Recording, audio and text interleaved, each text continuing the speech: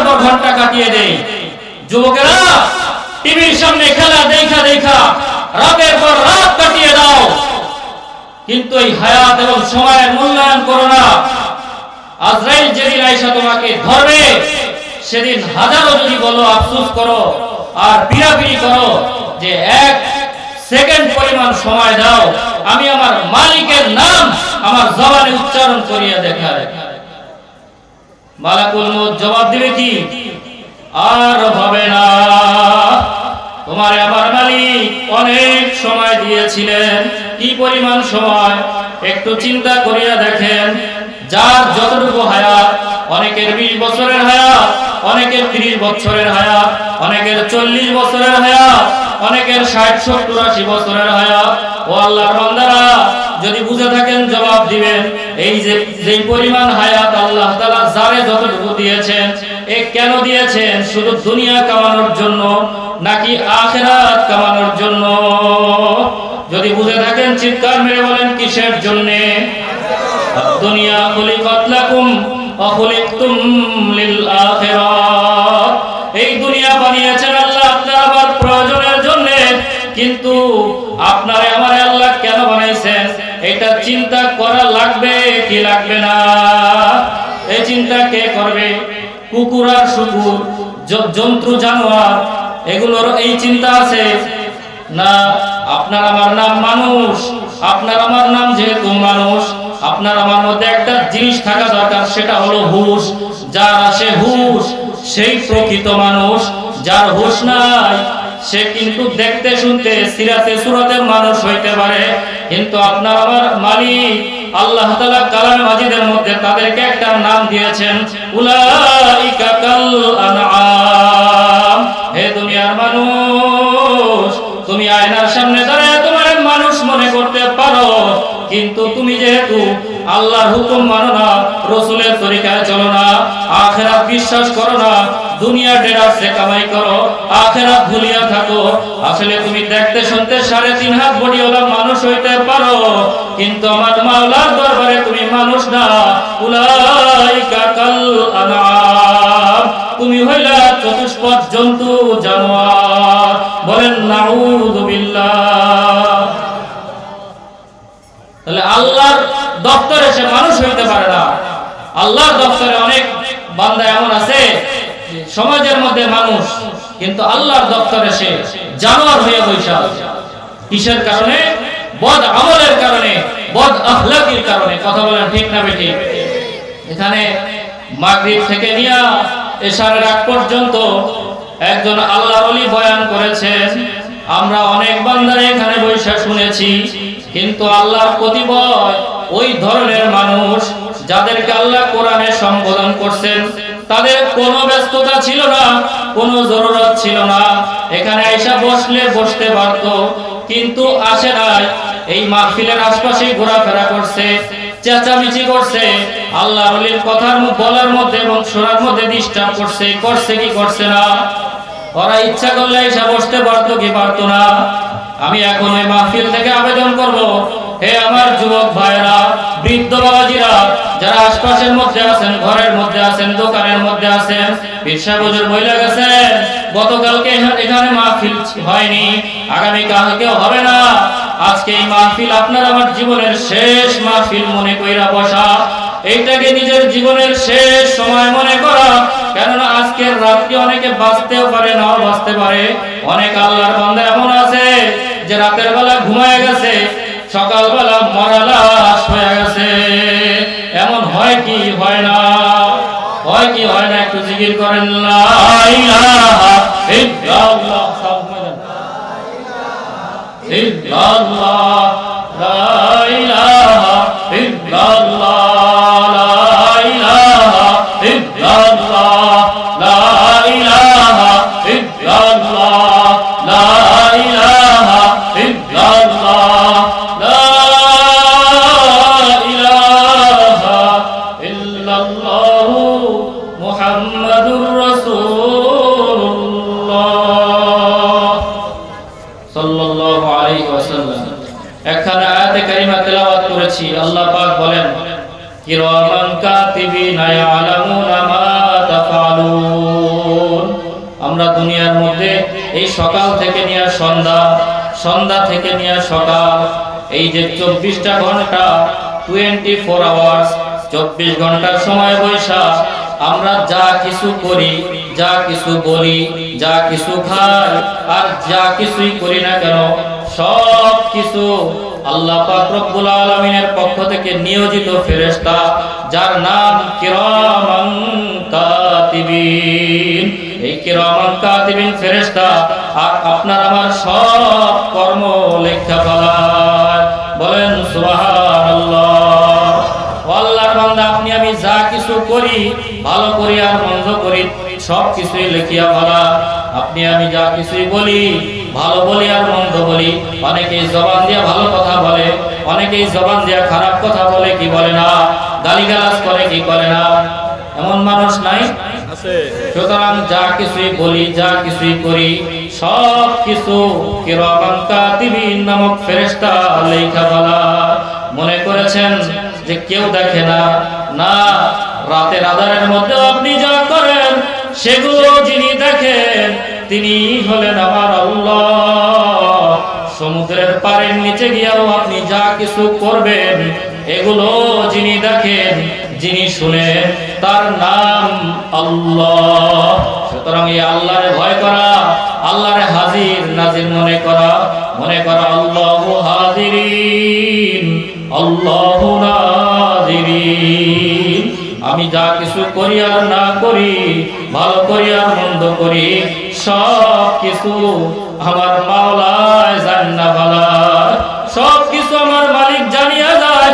আমার মাওলার ইলমের বাইরে কিচ্ছু না, কিচ্ছু না। হয়তোবা আমরা মনে করতে পারি মানুষের অন্তরালে গিয়া ছলছতরি করি, গুনার কাজ করি, নাফরমানি করি, মানুষের চোখ ফাঁকি দেওয়া সম্ভব হইতে পারে, কিন্তু আমার মালিকের চোখ ফাঁকি দেওয়া সম্ভব না। আল্লাহর গোলাম, কার গোলামি করো?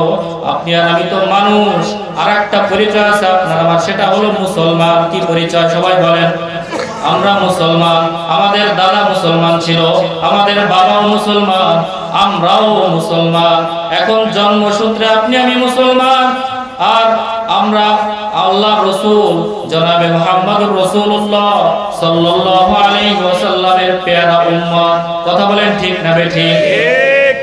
আল্লাহ রসুলের উম্মত হইতে পারা সবচেয়ে বড় ভাগ্যের বিষয়।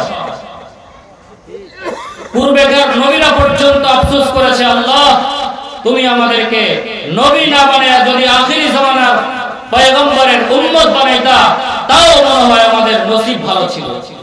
বলেন আল্লাহু আকবার, আলহামদুলিল্লাহ। না চাইতে, না প্রার্থনায়, বিনা প্রার্থনায়, বিনা চাওয়ায় যিনি আমাদেরকে আল্লাহর নবীর উম্মত হওয়ার সৌভাগ্য দান করেছেন, এই জন্য কি আমরা শুকরিয়া আদায় করবেন না? বেশি বেশি শুকর আদায় করেন, কেননা কিয়ামতের ময়দানে আল্লাহ রসুলকে আল্লাহ একটা বিশেষত্ব দান করবেন। সেটা হলো যে আল্লাহ রসুলের আগে কেউ আল্লাহ জান্নাতে ঢোকার পারমিশন পাবে না। সেই রসুল আর কেউ নন, তিনি বিশ্ব নবী, মানবতার মুক্তির দূত, রহমাতুল লিল আলামিন, আমার আপনার নবী, সরকারে দো জাহান, রহমাতুল লিল আলামিন, নবী মুহাম্মদ আরবি সাল্লাল্লাহু আলাইহি ওয়াসাল্লাম। নবীর নাম শুনলে কি বলতে হয়? সাল্লাল্লাহু আলাইহি ওয়াসাল্লাম বলতে হয়। নবীর নাম শুনিয়া যারা সাল্লাল্লাহু আলাইহি ওয়াসাল্লাম বলবে না, আল্লাহ পাক তাদের জন্য ধ্বংসের দোয়া করেছেন। বলেন নাউজুবিল্লাহ। আল্লাহ রসুলের নাম যখনই শুনবো তখনই বলবো সাল্লাল্লাহু আলাইহি ওয়াসাল্লাম। এটা নবীর প্রতি ছোট্ট দুরূদ। নবীর নাম শুনলে দুরূদ শরীফ পাঠ করা ওয়াজিব। এটা হলো সবচেয়ে ছোট দুরূদ, সাল্লাল্লাহু আলাইহি ওয়াসাল্লাম। দুরূদ যে যত বেশি পড়বে তার সাথে নবীর সাথে সম্পর্ক তত মজবুত হতে থাকবে। দুরূদ শরীফ যে যত বেশি পাঠ করবে তার সুপারিশ, নবীর সুপারিশ তার ভাগ্যে জুটে যাবে। সুবহানাল্লাহ বলবেন না? কিয়ামতের ময়দানে নবীর সুপারিশ ছাড়া কোনো একটা উম্মত জান্নাতে যেতে পারবে না। নবীর হাতে হাউজে কাউসার পান করা ছাড়া কোনো উম্মত জান্নাতে যাইতে পারবে না। আল্লাহ পাক রব্বুল আলামিন কিয়ামতের কঠিন ময়দানে আল্লাহর হাবিব মুহাম্মদুর রাসূলুল্লাহ সাল্লাল্লাহু আলাইহি ওয়াসাল্লামকে একটা বিশেষ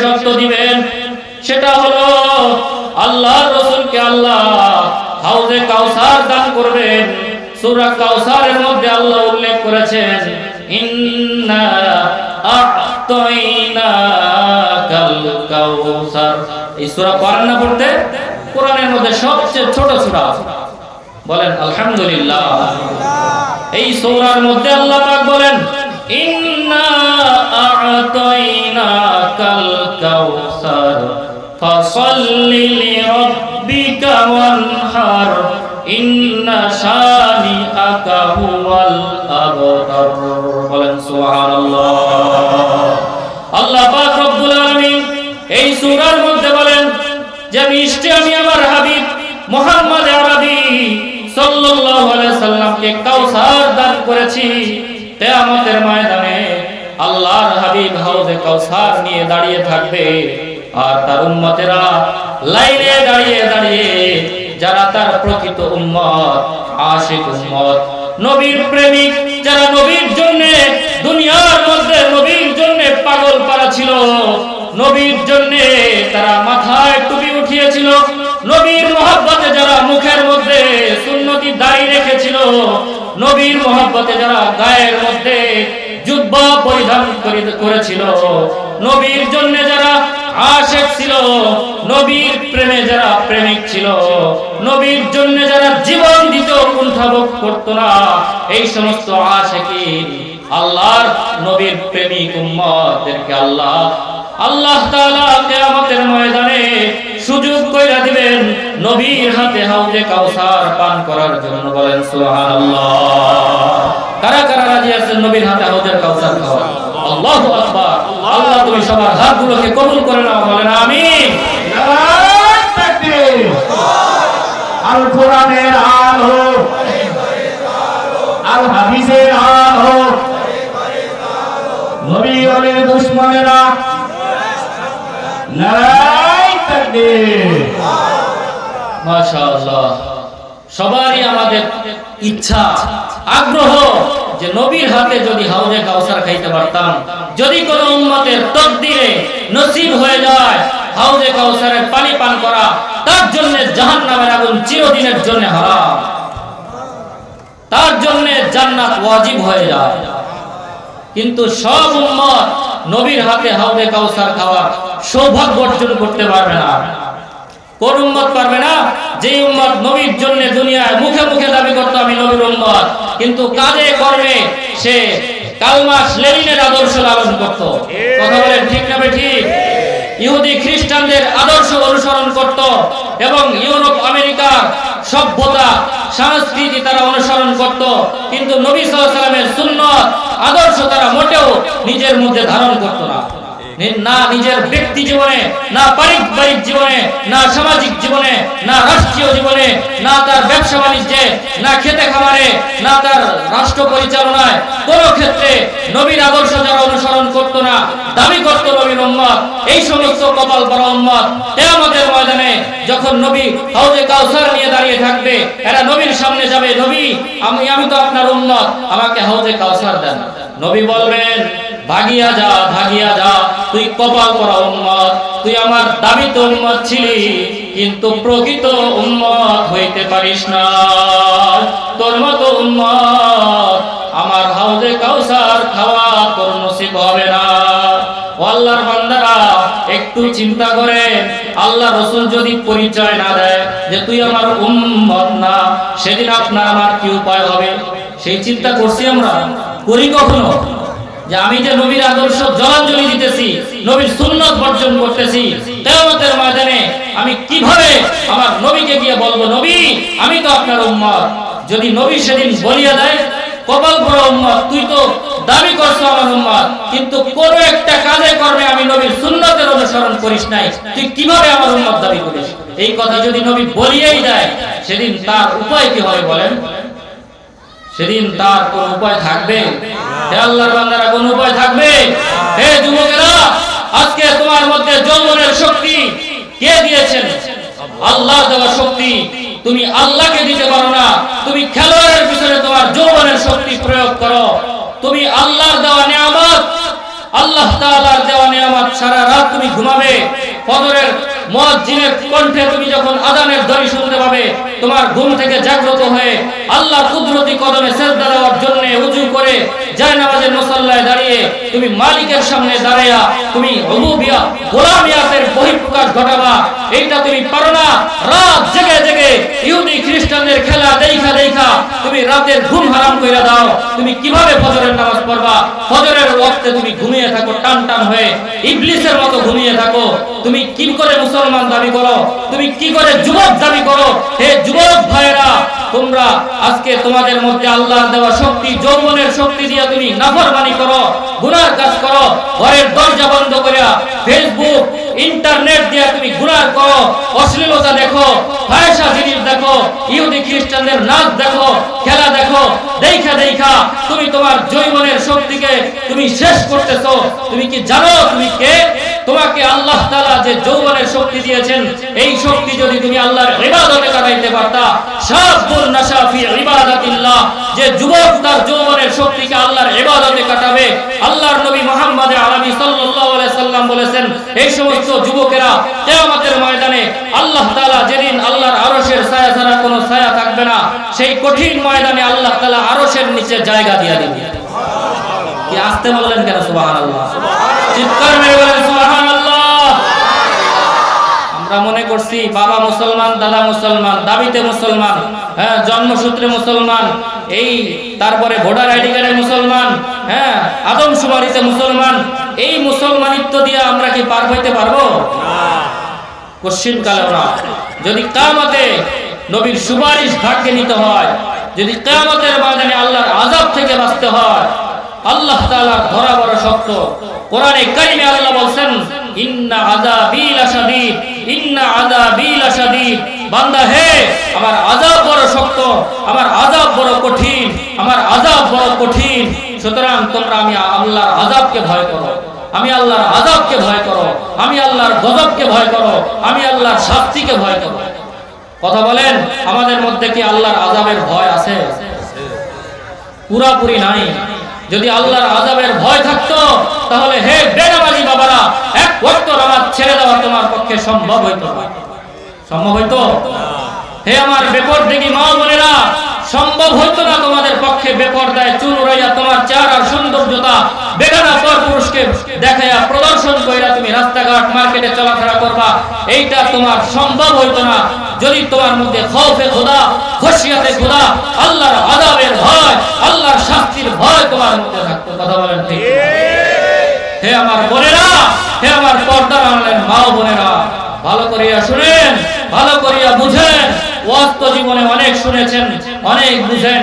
একটা টিভি পাইয়া, মোবাইল পাইয়া এত অশ্লীলতা, বেহায়াপনা, বেপরদেগী, বেহায়াই, বেশরমিন্দার কাজ মুসলমানের মেয়েরা, মুসলমানের বিবিরা, মুসলমানের কন্যারা, মুসলমানের স্ত্রীরা যা করে, এগুলো সভ্য সমাজে কোনো মুসলমান নামধারী মুসলমানের সন্তান করতে পারে না।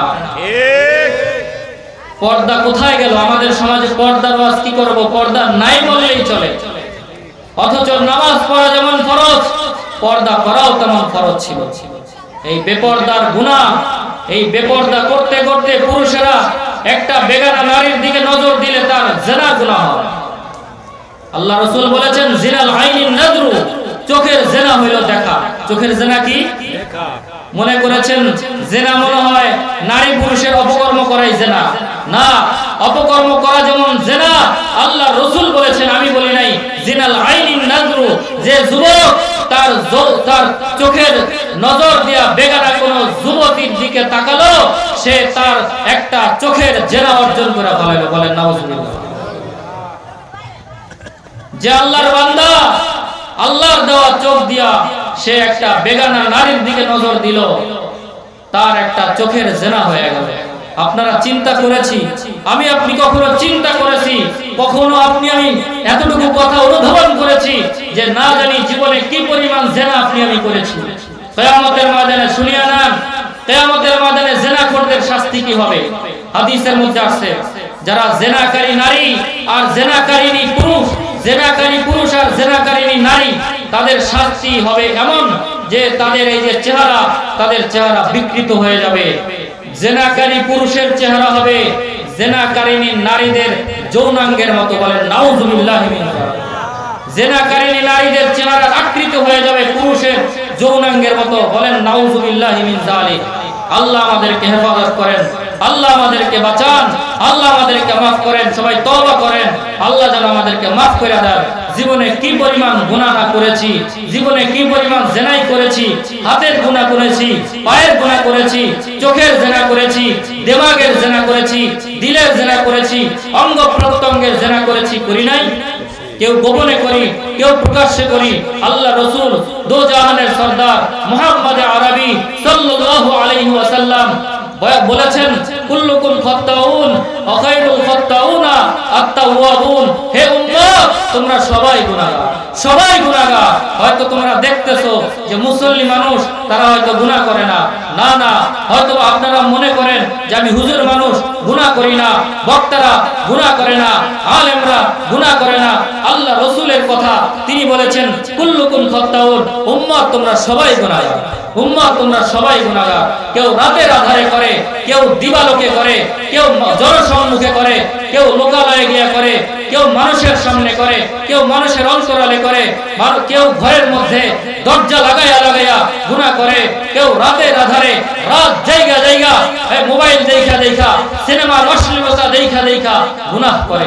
কথা বলেন ঠিক না বেঠিক? এই জন্য আল্লাহ রাসূল বলেছেন তোমরা সবাই গুনাহগার। সুতরাং গুনাহগারদের মধ্যে সেই সবচেয়ে আল্লাহর কাছে দামি যেই গুনাহগার গুনাহ করার পরে তওবা করে।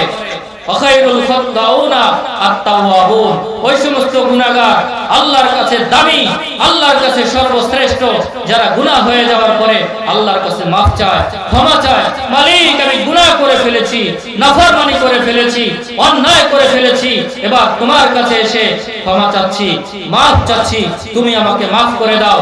তুমি যদি আমাকে মাফ না করো, আমার আর কে আছে বলো? আমার আর মাফ করার মতো আর কোনো মালিক নাই, তুমি তো আমার মালিক, তুমি আমার মাফ করে দাও।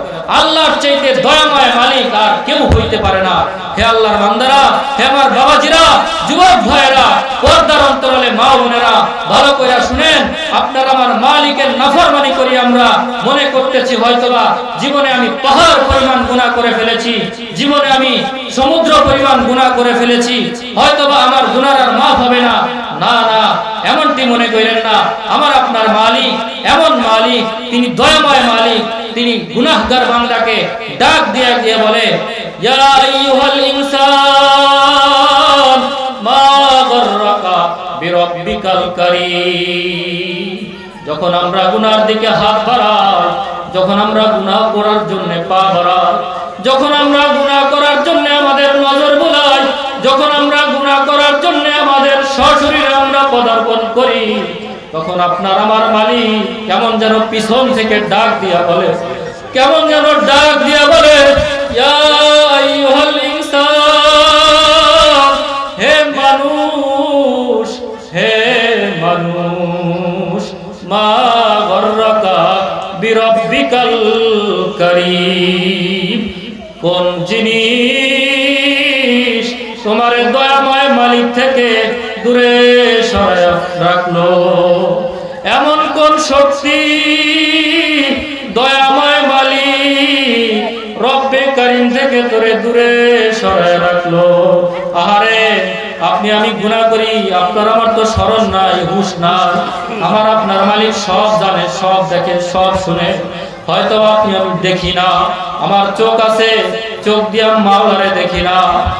আমার আপনার মালিক কিন্তু ঠিকই আপনার আমার তাকায়া দেখে। আপনার আমার মালিকের ভয় যদি যার কারোর মধ্যে পয়দা হয়, কোন বান্দার মধ্যে যদি মালিকের ভয় পুরাপুরি গালেব হয়, ওই বান্দা যখন গুনাহ করার দিকে পা বাড়াইবে, তখন তার পা কাঁপা শুরু করিয়া দিবে। ওই বান্দা যখন গুনাহ করার জন্য তার হাত বাড়াইবে, হাত কম্পন শুরু হয়ে যাবে।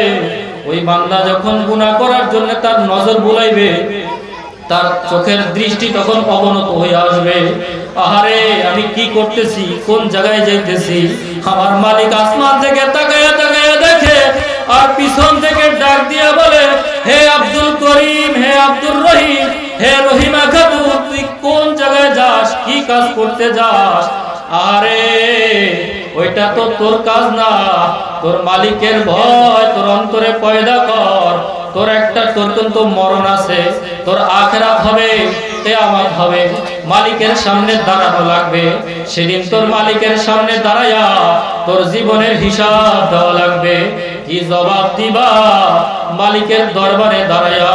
সেই চিন্তা করো যে বান্দা বান্দির মধ্যে আখিরাতের ভয়, হিসাবের ভয়, কিতাবের ভয় যার মধ্যে গালেব হবে, তার পক্ষে সম্ভব হবে না গুনাহ করা তো দূরের কথা, গুনার কাছেও যাওয়া সম্ভব হবে না। আল্লাহর বান্দারা সাবধান। মাগরিবের পর থেকে নিয়ে আল্লাহর ওলি বয়ান করিয়া বুঝাইছে, আমার পরেও বড় বড় উলামায়ে কেরাম আসবেন, বয়ান করবেন।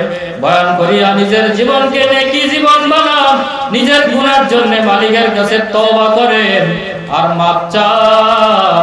তওবা যারা করে আত্তাইবু হাবিবুল্লাহ, যে আল্লাহর বান্দা বান্দী আল্লাহর কাছে তওবা করে তারা আল্লাহর বন্ধু হয়ে যায়। বলেন সুবহানাল্লাহ। আল্লাহর বন্ধু হইতে কারা কারা রাজি আছে? আল্লাহু আকবার। আল্লাহ আমাদের সবাইকে কবুল করেন। বলেন আমি হতাশ হবেন না, গুনাহ করেছি কি হয়েছে?